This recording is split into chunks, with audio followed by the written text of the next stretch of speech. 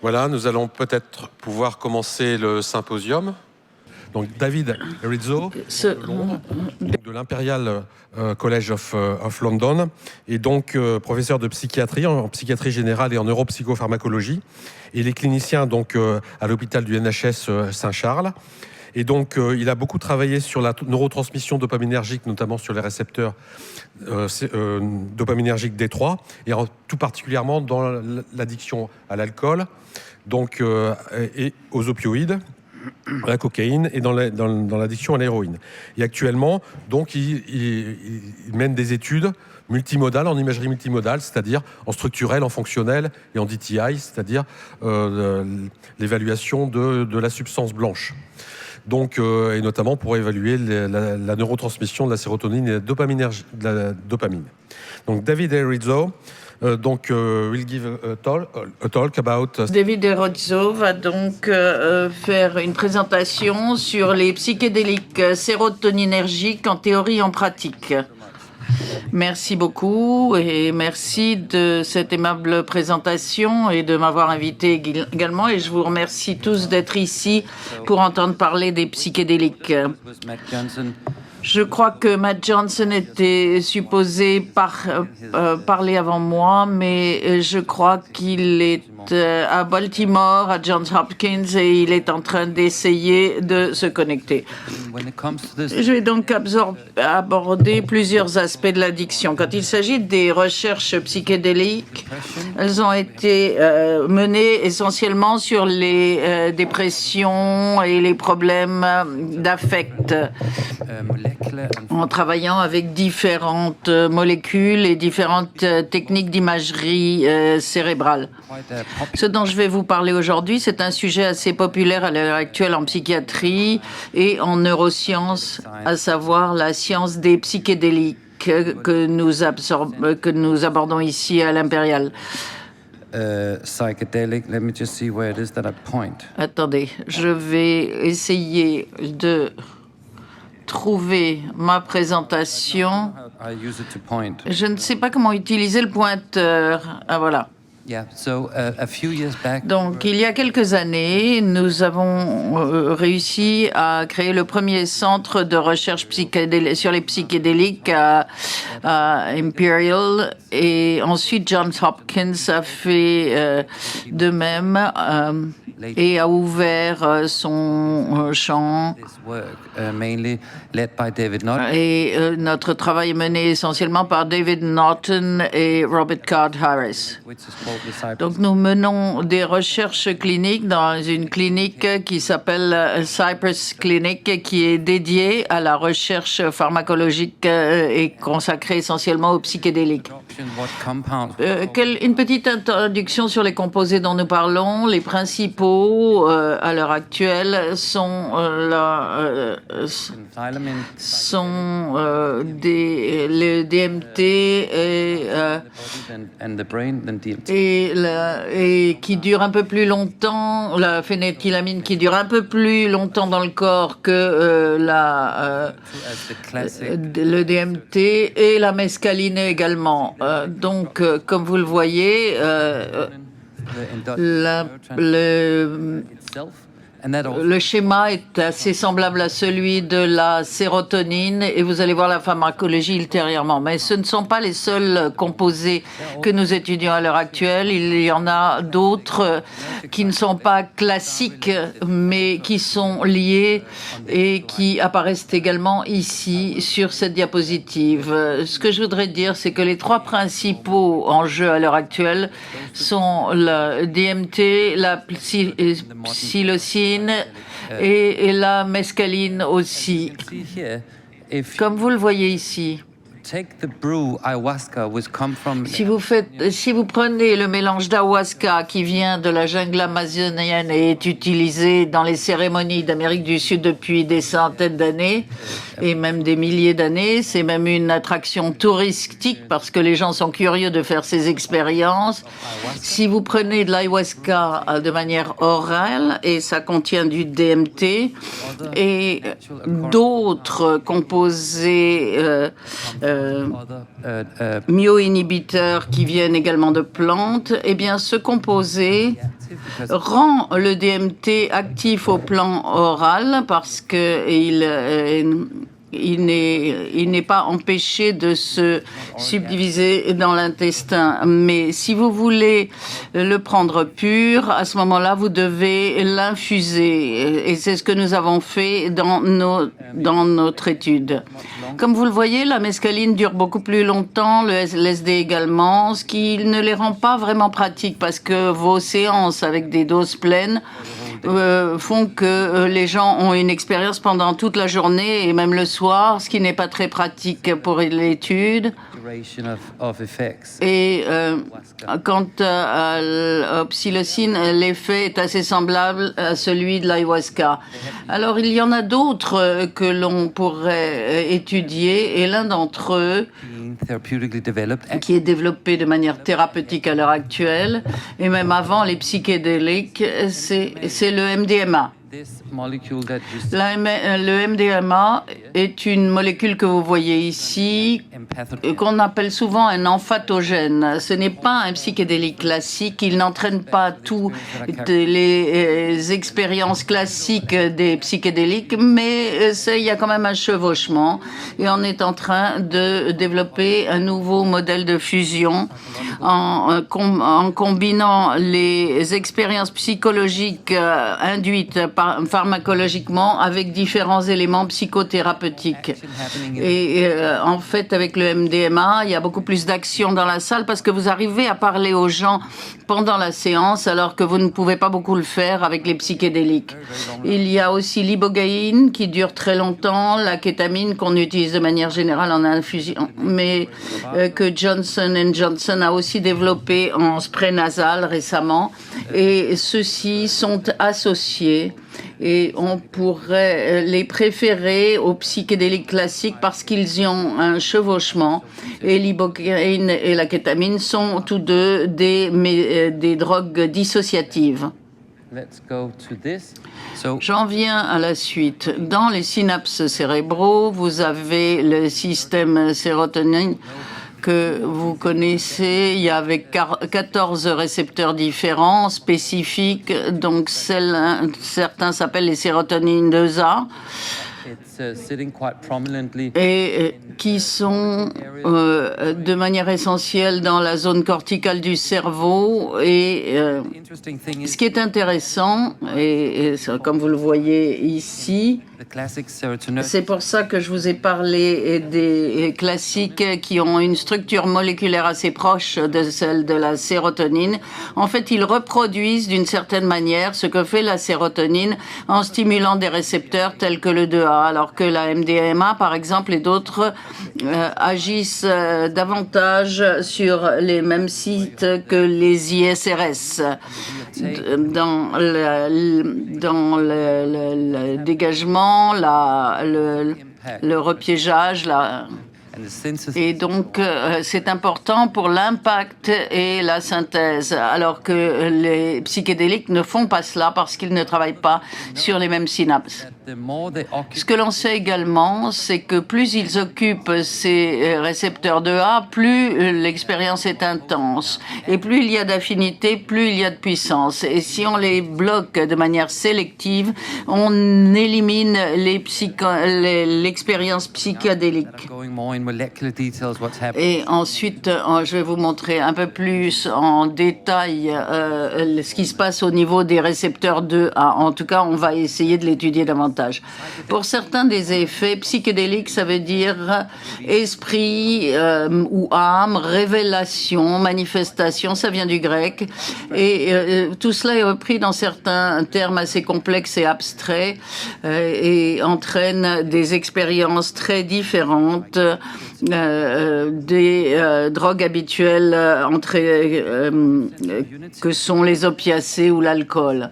Donc il y a ce sentiment d'unité, de connexion, ce sens profond d'introspection, d'expérience spirituelle et cet état heureux de joie et de bonheur. Ils entraînent également un sens du sacré avec une humeur totalement positive. C'est pour ça qu'on les développe d'ailleurs. Et un côté paradoxal, une transcendance du temps et de l'espace. C'est difficile à exprimer vraiment. Ce sont ces expériences. C'est pour ça qu'on dit que c'est ineffable. Et tout cela est très différent de toutes les autres drogues que vous connaissez. Et pour les éléments qui sont ici, on appelle ça l'expérience psychologique, le pic de l'expérience psychologique. Des collègues tels que Maslow et d'autres ont parlé d'expériences de type mystique et d'un état de conscience altéré. Et on parle aussi de le manque de limites de frontières océaniques. Mais tout cela, quel que soit le nom qu'on lui donne, c'est produit par ces drogues-là. Les autres ne produisent pas le même degré d'état profond, de méditation profonde qui peuvent se chevaucher avec ces expériences, qui n'est pas surprenant. Du point de vue sécurité maintenant, vous avez une liste des différents dangers. L'alcool vient en premier.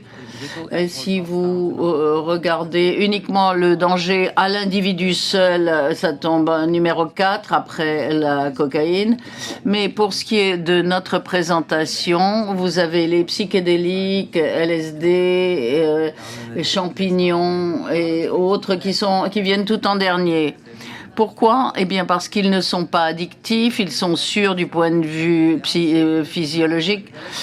Il y a des psychédéliques de synthèse nouveaux qui ne sont moins moins sûrs, mais sinon on connaît les doses qui peuvent être ingérées sans qu'il y ait de dommages. Ce qui est plus difficile, c'est qu'elles peuvent entraîner un degré d'anxiété, elles peuvent dépasser la personne, ce qui est l'opposé des autres drogues. Quand on pense à la cocaïne ou autres, elles n'entraînent pas beaucoup de challenge pour les gens. Mais ce n'est pas tellement l'effet psychologique dans ce cas-là. Le seul élément physiologique dont il faut être conscient ici, c'est qu'elles peuvent entraîner des nausées transitoires et des maux de tête. Le DMT seul n'entraîne pas de nausées, par exemple, mais de manière générale, en tout cas pendant l'expérience, vous pouvez avoir des nausées et des maux de tête. Alors voilà le résumé du domaine à l'heure actuelle. Vous avez des résultats avec des gens qui n'avaient jamais utilisé de psychédéliques, que l'on a préparé auparavant, que l'on a trié avec soin et avec qui on a assuré un suivi psychologique après. On voit que cela augmente le bien-être. C'est une bonne étude, de bonnes études pour le traitement à l'OCD. Avec des doses modérées. On voit que cela diminue la détresse, fin de vie, l'anxiété, l'addiction, la dépression et le caractère suicidaire. Mais j'y reviendrai. Donc il y a pas mal de bénéfices potentiels et d'avantages potentiels à ces composés. La première étude a été faite il y a quelques années et publiée dans le Lancet Psychiatry. Et comme vous le voyez, ici, c'est les scores de dépression auto-administrés qui étaient de modéré à sévère.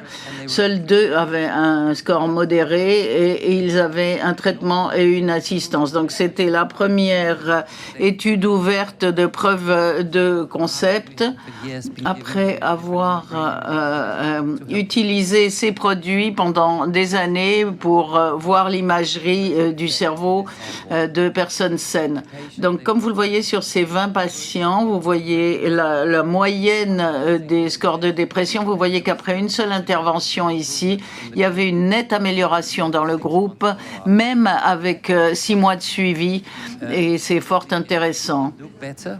Bien entendu, ça sera beaucoup mieux quand on fera une étude ouverte plus tard, mais en tout cas, peut-être qu'à ce moment-là, les résultats seront moins impressionnants, mais il faut maintenant, il y a des entreprises qui mettent de l'argent là-dessus, qui ont des études de phase 2 et phase 3. Les premiers résultats de phase 3 sont sortis il y a 2 semaines, Campus Pathway, et c'est fort intéressant. Donc ça a été la première étude sur la dépression avec intervention d'un psychédélique depuis 50 ans. Autre résultat qui concerne non seulement cette étude, mais la plupart des études mentionnées ici, c'est très intéressant. Il y a 2 facteurs. Tout d'abord, il y a des effets durables même après une seule intervention, même plus fort qu'après une infusion. Et ce que les gens ressentent, le pic d'expérience mystique, plus ils ont une expérience poussée, meilleurs seront les résultats ultérieurs. On ne sait pas pourquoi, mais il semble qu'il y ait un lien dans la plupart des études et qu'un état aigu puisse prévoir ou prédire un résultat. Donc, c'est complètement l'inverse du paradigme habituel où quand on donne un médicament pendant longtemps, quand on l'enlève, l'effet a tendance à diminuer ou à disparaître. Mais là, il n'y a pas d'expérience pratique à comparer, en fait. Alors, quelques éléments. Tout d'abord, comment est-ce qu'on peut dérouler cela à plus grande échelle? Comment faire une étude plus poussée, comme PES l'a fait, en comparant les doses? Et qu'en est-il du mécanisme? Dans quelle mesure est-ce que cela diffère des traitements classiques aux ISRS? Donc, on a choisi un ISRS étalon or qui sort très bien dans les méta-analyses. On a traité pendant plusieurs semaines, sinon la comparaison ne serait pas juste. Et donc, il fallait un certain temps pour que ça fasse effet. Et on a pu concevoir l'étude de cette manière. Donc, encore une fois, très bon tri. On a regardé l'histoire de psychose, l'historique de psychose, de prise de substances. Et tout cela a été guidé et soutenu dans un contexte conçu tout particulièrement pour cela, c'est-à-dire musique douce, lumière tamisée, et un guide. Et d'ailleurs, il y a un documentaire de la BBC sur notre étude à l'heure actuelle, mais vous aurez peut-être du mal à le voir hors du Royaume-Uni. Ça a été publié en début d'année dans le New England Journal of Medicine. La conception de l'étude était telle qu'on a randomisé 59 patients. S'ils étaient dans le bras de gauche, ils avaient vraiment la psilocybine avec 2 séances de 25 mg de psilocybine et ensuite on leur donnait des capsules de placebo pendant 3 semaines.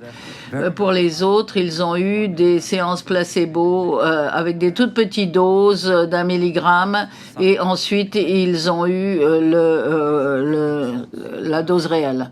Voici les résultats. Comme vous le voyez, le résultat primaire, la mesure auto-administrée de dépression ne permet pas de séparer vraiment les 2 groupes. Mais pour tous les autres éléments, Hamilton, dépression, MADRS, etc., on voit une différence et on voit que la psilocybine donne de meilleurs résultats que le les citalopram. Par ailleurs, il y a un déclenchement assez rapide de l'expérience à la psilocybine, alors qu'avec les citalopram, ça prend plus de temps. Pour ce qui est de la réponse au traitement, vous voyez qu'on a des scores beaucoup plus élevés pour la psilocybine, qui a donné de meilleurs résultats, 52 rémissions à 2 semaines, donc meilleur pour la psilocybine que pour les citalopram. Ici, vous avez ce qu'a dit un patient. Après ma première dose, ce que j'ai ressenti a changé ma vie, ça a cristallisé la racine de ma dépression qui était caractérisée par des doutes de moi-même et qui me faisait ressentir des échecs tout au long de ma vie. Ça m'a permis de relâcher, de me rendre compte de ce que je valais. Et pendant le trip, j'ai eu l'impression que je renouais avec le bonheur, l'amour, la charité, la gratitude. Et enfin, j'ai pu me reconnecter avec ma famille et mes amis après m'être sentie seule et isolée pendant des années. Alors, je sais que ça a l'air d'une super pub pour les psychédéliques, mais enfin, c'est ce qui est ressorti de l'étude. Alors, je ne voudrais pas couvrir le sujet de Matt Johnson, mais parce que Matt va plus parler de l'addiction. Mais ce que je voudrais vous dire, c'est que quand on regarde la première ère de la science des psychédéliques, la première, au début, dans les années 50 et 60, c'était pour traiter l'addiction à l'alcool. Et il semblait qu'avec du LSD, il y ait de nettes améliorations de l'alcoolisme. On utilisait surtout le LSD pour le traitement de l'alcoolisme. Et ça donnait de meilleurs résultats que pour la population contrôle. Ensuite, le fondateur des Alcooliques Anonymes, Bill Wilson, a été traité au LSD, a été bien traité et resté abstinent. Et il était pour l'intégration du LSD dans le modèle des Alcooliques Anonymes parce que pour lui, il pensait qu'il y avait une spiritualité qui était liée à cela.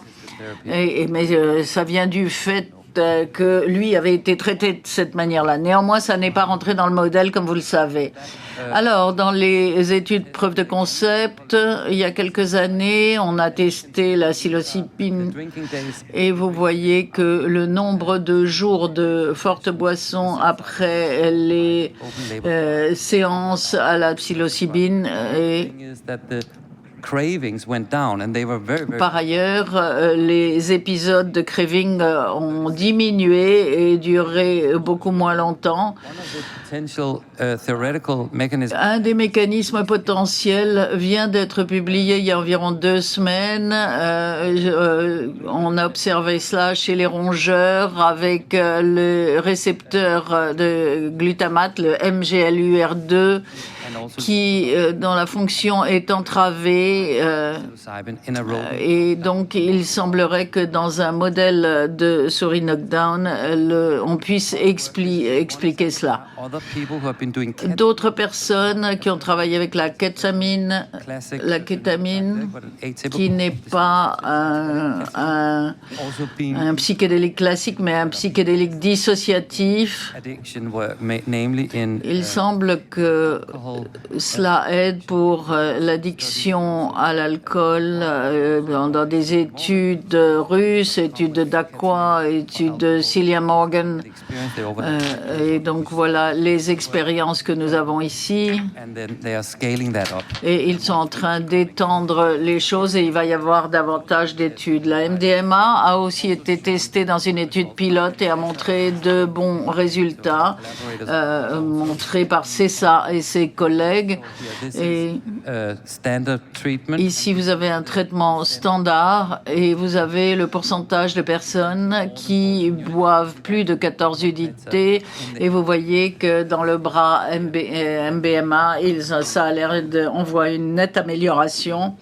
Mais c'est une étude de preuve de concept puisqu'il n'y avait que 14 patients alcooliques.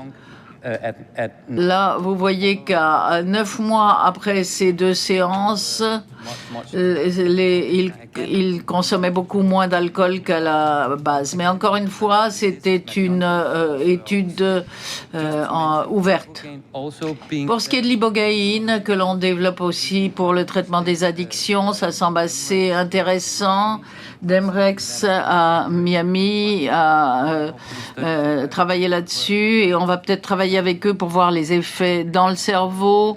sur le cerveau. Et puis, vous avez, dans les années 70, un travail qui a été fait sur le LSD et l'addiction aux narcotiques. Et certains des participants à l'étude ont eu des bons résultats. C'était une étude avec 47 participants et des contrôles. Donc, nous avons un état cérébral très flexible, beaucoup de plasticité dans le cerveau, avec des modèles de neurosciences sur le fonctionnement du cerveau qui se développent à l'heure actuelle, avec des modèles de prédiction et d'erreur selon différentes conditions. Nous présupposons que cet état très flexible et très plastique du cerveau, où on voit une fusion des réseaux cérébraux, devrait permettre de reformuler ces modèles que nous avons et qui nous permettent de percevoir le monde, et ainsi induire des effets plus durables. Et ça pourrait expliquer pourquoi cela fonctionne sur plusieurs indications. D'autres éléments intéressants, certains concepts que nous voyons ici, on voit qu'il y a une déconnexion et on passe à la connexion, on passe de l'évitement et on a de plus en plus d'ouverture et le type d'expérience permet de prévoir cela. Et par ailleurs, on voit une certaine plasticité cérébrale avec ces composants. On le fait avec des humains en utilisant les MR et différents éléments pour voir comment ça fonctionne. Heureusement, je n'aurai pas le temps de rentrer dans les détails ici, mais bon, il s'agit de Metzner dans les années 90 qui disait comment ces expériences d'expansion de l'esprit peuvent avoir un impact thérapeutique. Et il y a quelque chose là que nous essayons de mieux comprendre en développant de nouveaux paradigmes grâce à l'IRM. Et nous essayons d'appliquer tout cela pour tester les modèles de traitement psychédélique dans l'addiction, pour essayer de voir comment on peut réélargir justement un spectre qui a été rendu plus étroit par l'addiction. Dans nos travaux pilotes, nous voyons par exemple que les parieurs compulsifs, il y a les queues de paris qui ne sont pas plus activées. On peut mesurer ça avec les nouveaux systèmes pour voir comment, avec un traitement psychédélique, on va pouvoir éviter la récidive et comprendre comment ces drogues fonctionnent dans le traitement de l'addiction. Voilà, je m'arrêterai là. J'avais une dernière diapositive parce que c'est simplement un peu la vitrine de toutes les études qui sont en cours. Il y a l'anorexia également, la douleur chronique. Nous faisons un travail sur certains produits psychédéliques à courte durée d'action avec des perf de DMT et nous avons cette nouvelle clinique dans laquelle nous espérons faire beaucoup de travail pour pouvoir progresser dans ce domaine. Je vous remercie pour votre attention.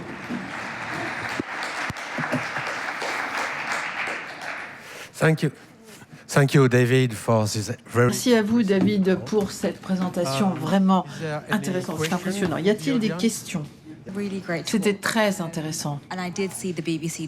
Et j'ai vu le documentaire sur la BBC d'ailleurs à ce sujet. J'aurais deux questions. La première, comment est-ce que vous contrôlez les biais dans l'étude? Si vous avez des patients qui sont conscients de ce que font les psychédéliques, s'ils sont eux-mêmes toxicomanes, ils savent les effets qui seront induits par la drogue. Donc, comment est-ce que vous contrôlez le biais? En même temps, justement, il y a ceux qui ne ressentiront rien puisqu'ils sont sur placebo théoriquement. Ensuite, il n'y a pas de traitement pour l'anorexie. Donc, même si vous trouviez quelque chose de prometteur, et ce serait fabuleux, comment est-ce que vous pourrez travailler sur une cohorte de patientes? puisqu'il y en a certains qui ne voudront pas être traités. Oui, c'est une excellente question. Pour la dernière question, je répondrai à la dernière question en premier. Les traitements comme celui-là, ce ne serait que pour des gens qui sont capables de consentir et de s'engager dans le traitement. Et c'est pas mal déjà. On en a déjà 5 ou 6 et ça me paraît pas mal. Après, ce serait évidemment un travail de niche. Mais bon, on ne sait pas, parce que s'il s'avère que ça fonctionne bien, après, par la suite, ça pourrait entraîner et attirer d'autres patients, les amener à aller dans ce sens et à demander le traitement. Mais évidemment, dans l'addiction, il faut que les gens soient capables d'accepter le traitement. Et après, pour les psychédéliques, c'est compliqué. On ne peut pas faire une étude totalement en aveugle. Et ils ont leur expérience. Ce n'est pas simple, donc, de faire ça en aveugle d'une manière comme d'une autre. C'est la raison pour laquelle les FDA américaines, les AME européennes conseillent aux entreprises de ne pas le faire de cette manière-là et plutôt de faire des doses différentes. Par exemple, certains qui recevraient une dose complète, une dose intermédiaire, une dose très faible. Et c'est comme ça qu'on comparera. Et c'est dans ce sens qu'on va pour bâtir l'étude. Ensuite, on peut essayer d'évaluer, de recueillir et d'évaluer des informations pour savoir qu'est-ce qu'ils attendent, quelles sont les intentions, ce qu'ils savent, s'ils sont convaincus depuis le départ que ça va peut-être certainement les sauver. On essaye d'évaluer ça et pour comprendre si cela permet de prévoir l'issue, parce que cela va enlever l'effet placebo. Enfin, je veux dire, l'effet placebo, il est là, il a un sens. Et avec le microdosage, nous avons fait une grosse étude avec le microdosage et clairement, on s'est aperçu que les attentes jouent un rôle énorme. Donc, parfois, une microdose a un effet assez élevé parce que c'est une forme d'aveugle, donc ils pensent qu'ils ont pris 10 fois la dose qu'ils ont vraiment absorbée. Et le microdosage, une toute petite dose que l'on prend de manière répétée, c'est quelque chose qui devient populaire. Bon, pour l'instant, les données ne sont pas concluantes pour dire que les psychodéliques en microdosage ont un vrai effet, mais à la dose totale, par contre, ça a l'air très bien, mais c'est effectivement un problème qu'il est difficile de contourner. Peut-être que le dosage n'a pas d'influence, nous ne savons pas bien. Y a-t-il d'autres questions? Merci beaucoup pour une présentation extrêmement intéressante. J'ai une question concernant les études sur l'alcool. Lorsque des patients prennent de la psilocybine, est-ce qu'ils la prennent comme par exemple le Spravato dans une atmosphère relaxante, ou est-ce que vous tentez aussi une psychothérapie sous-jacente à la psilocybine? Enfin, une psychothérapie sous psilocybine. Écoutez, dans les études pilotes, on est surtout centré sur l'expérience, c'est-à-dire c'est un package psychologique en fait, complet. Il est réduit et on ne fait plus que la préparation et l'accompagnement de l'expérience. Mais dans l'étude de Matt Johnson, il va en parler, vous verrez qu'il y a un modèle de thérapie motivationnelle et c'est typiquement ce qui se passe quand on travaille sur l'addiction avec les psychédéliques. Donc 10 sessions et dans les sessions, au cours des sessions, à un moment donné, on fait une intervention psychédélique. Mais c'est basé sur le modèle psychothérapeutique de la motivation et je crois que Matt va nous en reparler tout à l'heure, de toute façon, de manière plus détaillée. Bien, allez, il est temps de passer à l'orateur suivant. Nous allons donc écouter Professor Matthew Johnson. Le professeur Matthew Johnson. Le professeur Matthew Johnson est professeur de psychiatrie et de sciences comportementales à l'université de Johns Hopkins à Baltimore. Il est l'un des chercheurs les plus publiés au monde sur les effets des psychédéliques sur l'homme. Il travaille avec les psychédéliques depuis 2004.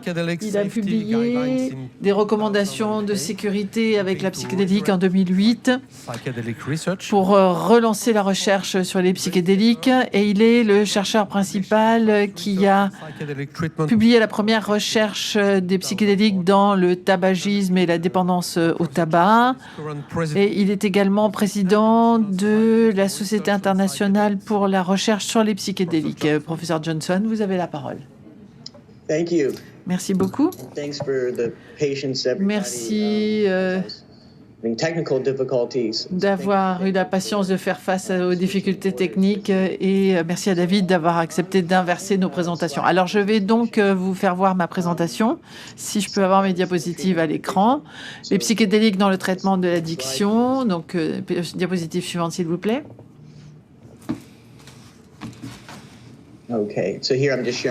Voilà, là je voudrais juste vous montrer mes conflits d'intérêts, le fait que je travaille comme consultant pour un certain nombre de sociétés, mais je ne vais pas vous parler de leur travail ou de leurs produits aujourd'hui. Diapositive suivante. Une grande partie de ce que je vais vous dire a à voir avec la psilocybine, c'est-à-dire un agent actif dans plus de 200 champignons. C'est un psychédélique classique qui rentre dans la même catégorie que le LSD, la mescaline ou la DMT. Et pour ce qui est du fonctionnement du cerveau, ce sont des agonistes des récepteurs de la sérotonine. C'est comme cela que l'on peut définir ces psychédéliques. Alors, bien évidemment, aujourd'hui, on voit cette image de l'ère des Lumières, de la Renaissance, et on a commencé scientifiquement à s'intéresser aux psychédéliques. C'était un domaine de recherche, d'ailleurs, pour lequel on s'enthousiasmait jusqu'au 15e, 16e siècle, mais ça a continué par la suite et ça a été très, très sensationnalisé suite à l'utilisation publique de LSD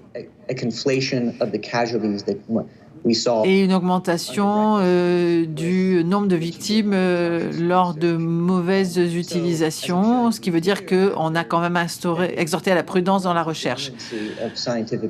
L'intérêt scientifique s'est un peu atténué et on est revenu sur le sujet au début des années 2000 et c'est l'époque à laquelle je me suis lancée moi-même dans la recherche sur ce sujet. Diapositive suivante. Alors très rapidement, il y a évidemment des conséquences négatives associées à ces psychédéliques que l'on connaît bien. David vous en a parlé. Je ne rentrerai pas dans les détails.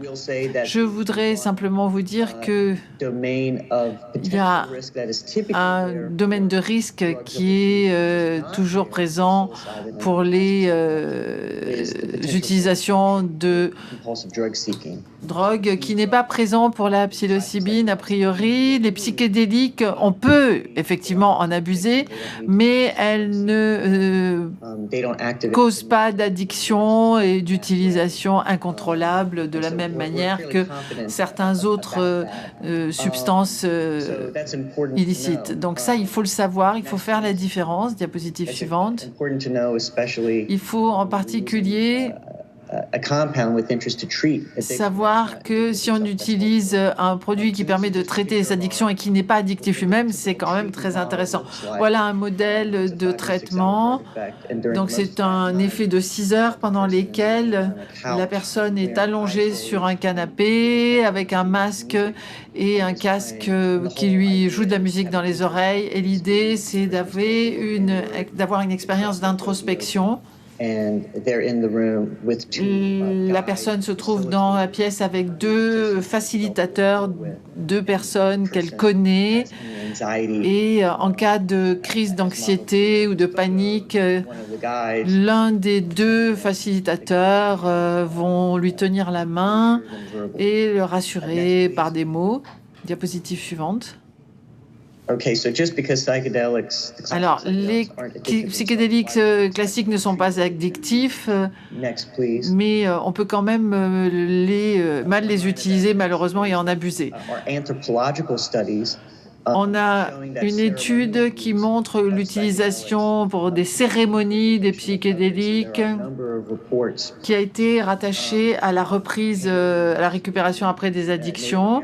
Il y a par exemple l'Église des Indiens d'Amérique, Peyote, et c'est protégé sur le plan juridique pour l'Église des Indiens d'Amérique. Et il y a une documentation sur des récupérations d'addictions à l'alcool ou à d'autres substances grâce à l'utilisation du peyote dans la population des Indiens d'Amérique.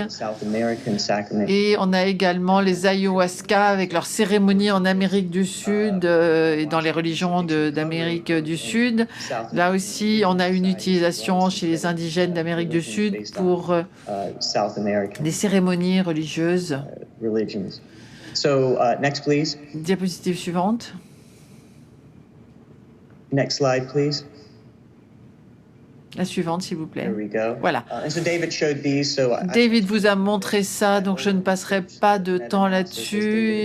Il y a des recherches et des méta-analyses qui ont montré que clairement, le message était clair. looking at LSD treating alcohol, Si l'on regarde le LSD pour le traitement de l'alcoolisme, patient would be improved at the first. on double les odds ratio ici par rapport aux témoins. And then this was, one study that was Une étude qui a été publiée dans le LSD pour traiter l'addiction à l'héroïne. had a short inpatient stay that was not there. Les patients ont été hospitalisés pendant une courte période, ce qui n'est pas le cas pour tous les patients. And long-term Mais on avait des résultats à long terme qui montrent une abstinence plus durable 1 an après le début du traitement. Donc on a un meilleur taux de succès quand le LSD était utilisé pour traiter l'abstinence, enfin pour aider l'abstinence et traiter l'addiction par rapport à l'absence de LSD. Diapositive suivante. So we moved into, in the modern era, about À notre époque, 13 years ago or so, enfin il y a 13 ans, decided to look into j'ai addiction, décidé de travailler sur l'addiction using psilocybin to treat addiction, and I landed on et cessation. j'ai commencé à m'intéresser au tabac, à la nicotine, à la dépendance à la nicotine parce que c'est un bon modèle d'addiction. Biologically verify C'est abstinence. facile, il est facile de vérifier l'abstinence sur le plan biologique. Et au-delà du fait que c'est un bon modèle d'addiction, It's also kind of c'est aussi en soi un problème suffisamment important. Vous savez qu'aux États-Unis, on dit que 5 millions many times larger than all of the other substances. de personnes meurent dans le monde, 1 demi-million aux États-Unis simplement. Visually, Et il y a peu de drogues qui vous donnent le même résultat en termes de décès. Et la plupart des fumeurs veulent cesser de the fumer. approved treatments Et les traitements approuvés à l'heure actuelle n'ont pas vraiment ou très peu de taux de succès à long terme.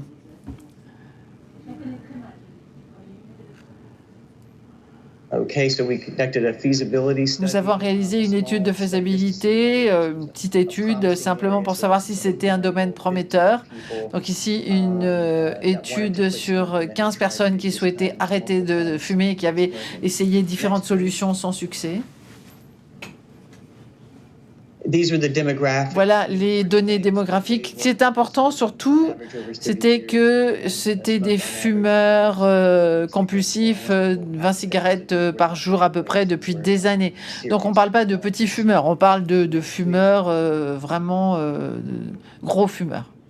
And the design was, again, it was open. Encore une fois, c'était une étude en open label Sessions were embedded in a avec des sessions qui étaient incluses dans un protocole de 15 semaines et la plupart des réunions, des sessions therapy was based on cognitive était behavioral basée sur un traitement cognitivo-comportemental. Donc là, l'approche, elle est relativement classique underlies most et smoking c'est celle que l'on retrouvera dans la plupart des modèles therapy. And so we had d'arrêt du tabagisme, the target où on utilise beaucoup le comportement cognitivo-comportemental. session was on the same day as the target quit date. Alors, la première session se déroulait la première session de psilocybine se déroulait le même jour que la session pendant laquelle on déterminait le cible d'arrêt du tabagisme. Et puis, on augmentait, il y avait 3 sessions sur 8 semaines pendant lesquelles on augmentait les doses progressivement. Et ici, vous voyez une façon d'envisager les résultats. Ici, vous avez une mesure du monoxyde de carbone qui montre si on a fumé récemment. Et on voit une réduction importante avant et après la tentative d'arrêt du tabagisme, c'est-à-dire avant et après la première session de psilocybine. Première séance de psilocybine. Et autre façon d'envisager les résultats, on a le pourcentage de participants dont on a biologiquement prouvé qu'ils étaient bien abstinents, qu'ils n'avaient pas fumé depuis 7 jours, en mesurant le monoxyde de carbone, également une autre méthode de vérification. Donc, pendant 6 mois, on est à 80%, et 2 ans et demi après, on est à 60%. Donc c'est un bon taux de succès et ce n'est qu'une petite étude pilote, je vous le concède, mais ce sont de bons résultats. Et même si on est encore en open label, donc on ne peut pas vraiment, hors AMM, donc on ne peut pas vraiment tirer de conclusion, c'est intéressant de voir le suivi, parce que c'est justement l'intérêt d'une étude pilote, c'est qu'on va au-delà, on continue. Je vais vous faire voir des taux de succès relatifs. C'est une comparaison ici que je fais avec le taux de succès de cette étude pilote par rapport à d'autres études de la littérature. Ce sont juste des échantillons, mais c'est pour vous donner une idée de la raison pour laquelle nous sommes enthousiastes des résultats obtenus par rapport aux autres alternatives. À 12 mois, on a toujours un taux de succès supérieur à 50%, ce qui est bien au-delà, bien plus élevé que toutes les autres formes de traitement contre la dépendance au tabac. Et même une seule cigarette pendant la période de 12 mois ferait que ce ne serait plus un succès. Donc là, pour l'instant, on a une vision très conservatrice des données, une seule cigarette, et on n'est plus considéré comme un succès. Nous avons réalisé une analyse qualitative en demandant aux patients 2 ans et demi après le traitement comment ça se passait, est-ce qu'ils avaient besoin d'aide, et voilà ce qu'ils ont répondu. Oui, on se sent plus connecté aux autres, on se sent plus curieux,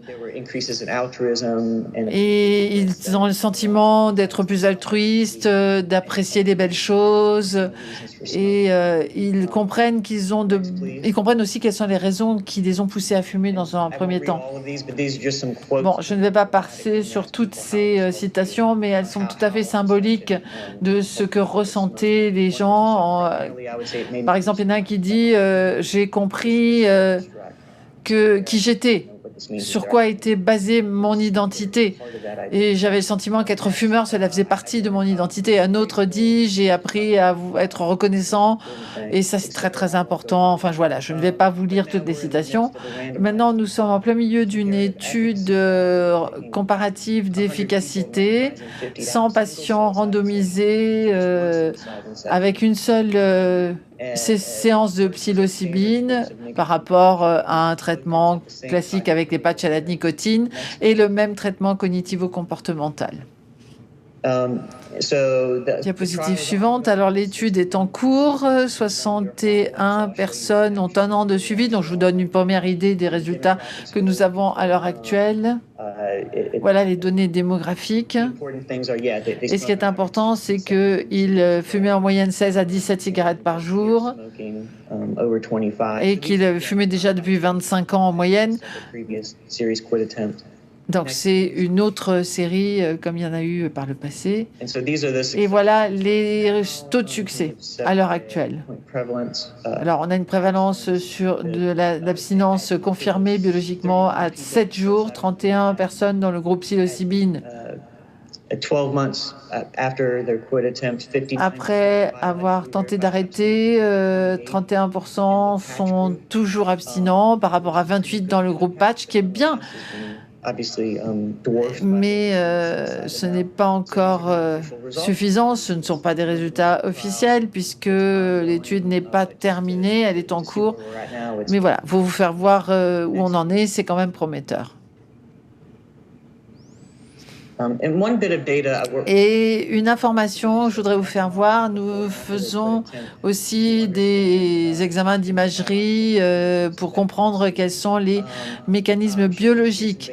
Vous avez certainement entendu parler des données comportementales et certains des tests d'IRM sont faits en conjonction avec des taux comportementaux. Ici, nous avons un test que nous appelons le taux d'interférence multisource, c'est-à-dire nous testons la façon dont le patient peut conserver une réponse qui lui permet de résister à une tentation de faire autre chose, résister à des distractions. C'est un peu le sens de ce test. Et vous voyez qu'un jour après avoir arrêté de fumer, avec une séance de psilocybine, par rapport aux témoins qui sont sous patch de nicotine, on a une amélioration du contrôle comportemental et cognitif. Alors, c'est peut-être quelque chose qui nous montre ce que j'ai constaté par ailleurs. C'est-à-dire que les participants deviennent conscients du fait qu'ils ont arrêté de fumer. OK, s'ils ont un craving, ils se disent non, mais attends, je viens juste d'arrêter de fumer, ça fait pas longtemps, ça va aller, je vais attendre quelques minutes et ça va passer. Donc, ils ne cèdent pas à la tentation immédiatement, ils sont conscients du besoin de continuer à tenir le coup. Et ces résultats, nous espérons qu'ils vont être confirmés. Récemment, nous avons entendu dire que cette recherche sur l'arrêt du tabagisme va pouvoir continuer parce qu'elle va être financée par le gouvernement. Et que je sache, c'est la première fois que le gouvernement américain va financer une étude sur un traitement qui consiste à administrer un psychédélique depuis 50 ans. Et à notre époque, depuis la fin des années 60, nous avons vu une évolution et aujourd'hui, nous sommes vraiment très intéressés. Moi, je travaille avec l'université de Johns Hopkins, mais il y a d'autres sites qui travaillent sur ce même sujet. Et je crois que David en a parlé. Il ne s'agit pas que du travail sur l'addiction au tabac.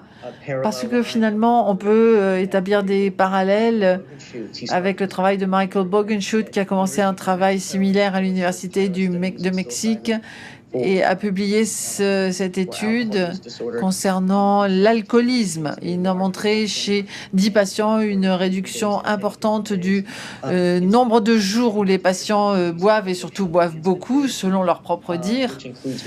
Et il travaille sur la motivation, des interviews, des entretiens de motivation, des méthodes qui permettent de travailler sur des patients qui sont un peu ambigus, qui sont un peu entre deux, qui sont tentés de laisser tomber, qui ne viennent pas à leur rendez-vous. Et donc, il faut les motiver.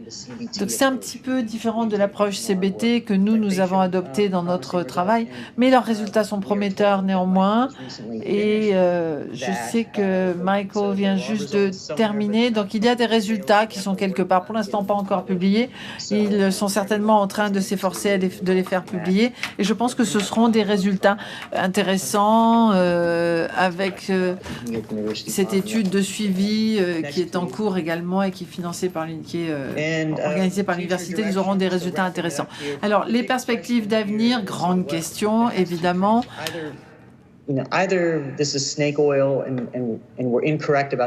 Soit on s'est trompé et on a fait fausse route, ou bien il y a des mécanismes de transdiagnostic qui nous expliqueront pourquoi ça peut fonctionner pour un certain type d'addiction et la dépression, ou bien le stress lié au cancer. Donc, quels sont les autres mécanismes de diagnostic croisés? De manière globale, il peut s'agir en fait d'une traduction scientifique. Je parlais tout à l'heure justement de Michael et de ce que l'on appelle l'effet dose slap, c'est-à-dire une grande claque avec une dose, ou ce travail qui a révélé que ça faisait, pour les fumeurs, être fumeur, ça faisait partie de leur identité. Donc il y a tout un traitement émotionnel. Il faut travailler sur toutes ces pistes d'avenir et à mon sens, c'est comme cela qu'on s'en sortira. Et puis il peut y avoir aussi des communautés en matière de traitement de l'émotion. Lorsque les personnes ont arrêté de prendre une substance à laquelle dont ils étaient dépendants grâce à la psilocybine, cela veut dire qu'on a agi sur les symptômes émotionnels et on a pu agir sur des symptômes émotionnels de manque qui peuvent être communs à plusieurs addictions. Après, il y a une autre direction, l'étude multisite NIDA, et puis le groupe d'innovation Midicine qui ouvre la voie pour mettre ces traitements sur le marché pour aider à l'arrêt du tabagisme. Et enfin, clairement, on a besoin de travailler sur d'autres substances addictives et la psilocybine pour, par exemple, la dépendance aux opiacés. Alors, on n'a pas la réponse pour l'instant. On recueille des données sur l'addiction à l'héroïne. On a une étude tout à fait prometteuse. Encore une ou non, peut-être qu'il n'y en a plus. Voilà, dernière diapositive, donc ce sera ma diapositive de conclusion. Je remercie tous mes collègues à Johns Hopkins, tous ceux qui m'ont aidé, qui ont participé à l'étude. Je remercie également pour le financement, pour la recherche dans l'arrêt du tabagisme.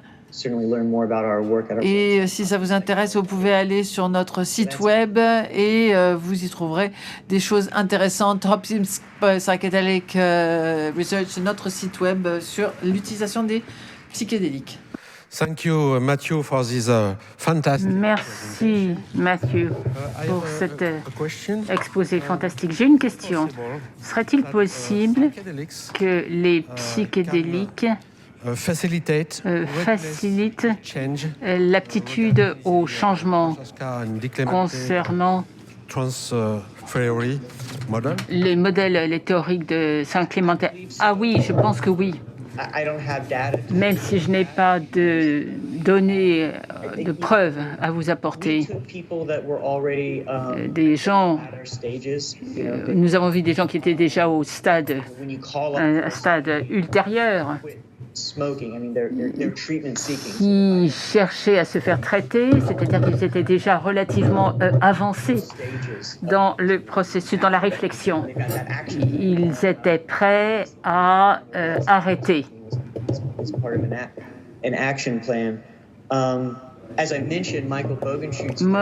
L'étude de Michael Bogenschut sur l'alcool a étudié les personnes qui étaient au stade précédent, c'est-à-dire qu'ils n'avaient pas encore décidé d'arrêter. Il s'agissait d'explorer les problèmes que pouvait éventuellement causer leur alcoolémie, mais ils n'avaient pas encore décidé d'arrêter. Alors, dans une étude de ce type, c'est là qu'effectivement, on peut passer en revue les différentes étapes de l'arrêt. Mais j'ai l'impression que oui, ça peut vous permettre... Et c'est tout à fait compatible avec l'idée, d'ailleurs j'ai publié sur ce sujet 4 études, 4 enquêtes où les personnes qui ont arrêté spontanément, pas simplement le tabac, mais la cocaïne, l'alcool, les opioïdes, etc., arrêtent de consommer ou réduisent parce qu'ils ont une expérience psychiatrique qui leur a déplu. Dans ces cas-là, je crois qu'on peut dire que ces gens-là vont forcément aller assez vite dans le processus et modifier leur comportement. Un beau jour, ils vont se demander, c'est une espèce d'épiphanie, pourquoi est-ce que je consomme et comment est-ce que je vais finir par arrêter? Y a-t-il des questions dans le public? Merci pour cette intervention très intéressante. Je me demandais si vous aviez des données sur les patients qui ne répondent pas. Quelle est la logique? Avez-vous des données à ce sujet qu'on pourrait emprunter au domaine de la dépression? Certains qui ne répondent pas, peut-être ceux moins vulnérables sur le plan affectif.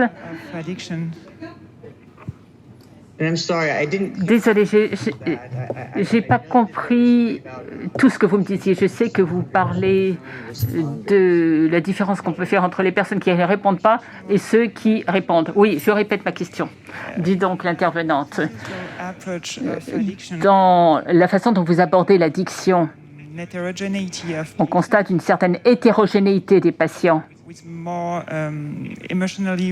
Vous avez des gens qui sont plus ou moins vulnérables sur le plan affectif, certains sont moins vulnérables ou ont moins le taux de double pathologie est inférieur. Est-ce que vous pensez que chez ces non-répondants, il y ait moins de personnes qui ont un profil affectif vulnérable? Oui, vulnérabilité et dépression. Je n'en sais rien. Ce serait intéressant à explorer au fur et à mesure que nos échantillons s'étoffent.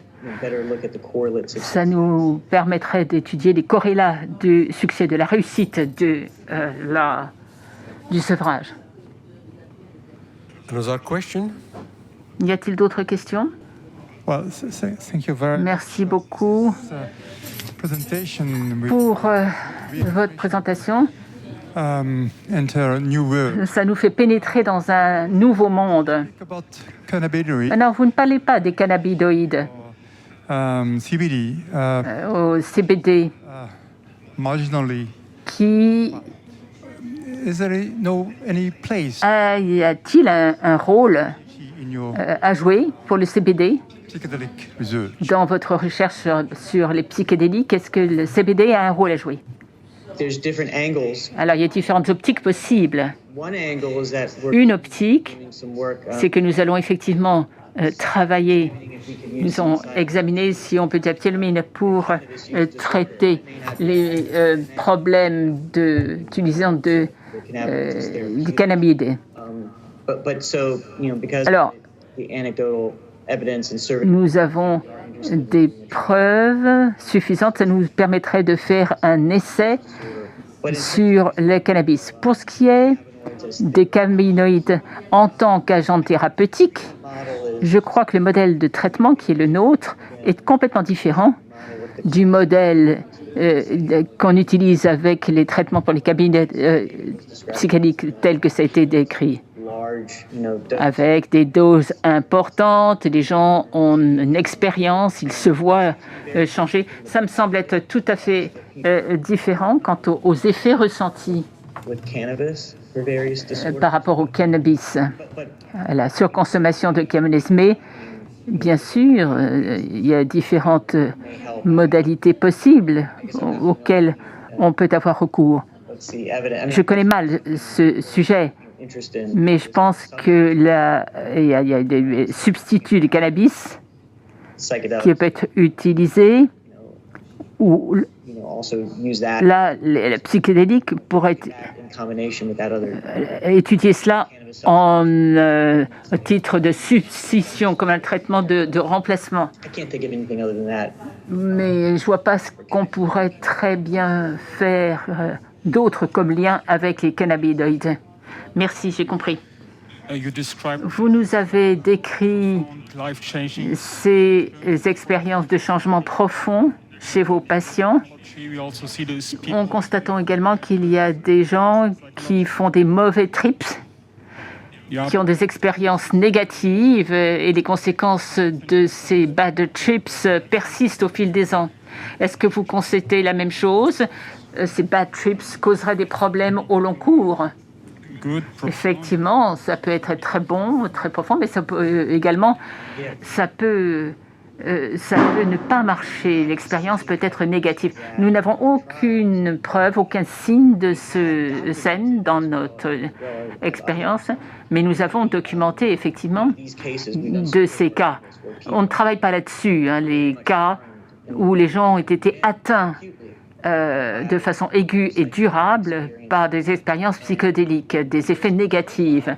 Le pire profil, bien sûr, est tout à fait différent. Ce n'est pas simplement notre expérience à nous, mais dans la recherche psychiatrique, à FDI ou à l'époque moderne, au cours de ces 20 dernières années, même si je ne connais pas tous les résultats de recherche qui ont été cités, qui ont été enregistrés, par exemple, des gens qui souffrent, quelqu'un qui a été suivi cliniquement, par exemple, instigation d'un processus psychiatrique ou des pathologies, exacerbation de leur dépression, exacerbation de leur anxiété. Bien sûr, on le constate qu'il y a des gens qui font des bad trips, des expériences négatives.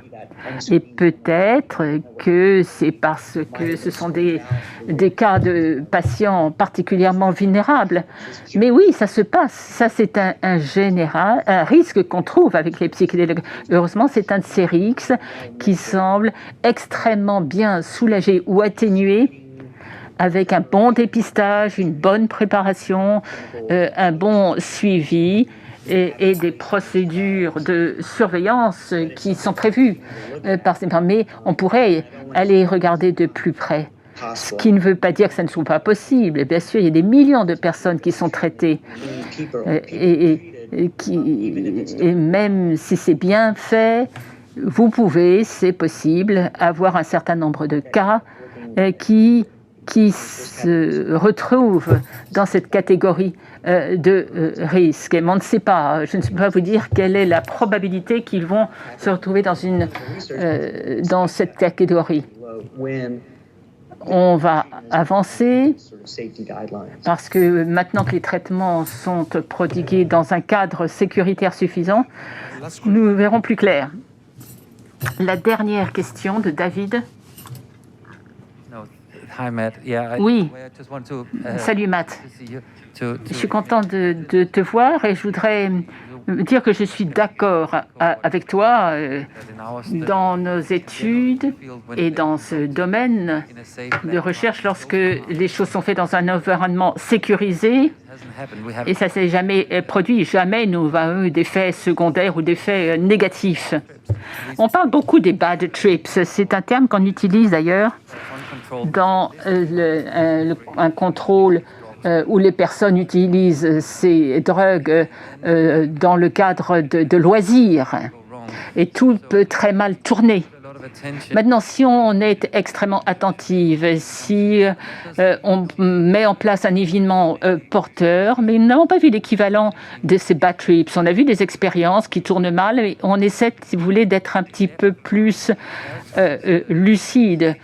On essaie de caractériser cette expérience de façon très précise, plutôt que d'avoir un taux où on peut dire qu'il faut des outils plus précis pour voir ce qui se passe au plan affectif. Mais peut-être que c'était déjà présent au cours du traitement. On essaie de comprendre qu'est-ce qui a pu déclencher ce bad trip qui fait que les gens, pendant la durée de l'effet produit par la drogue, d'abord, on a commencé par faire des essais très limités, preuve du concept.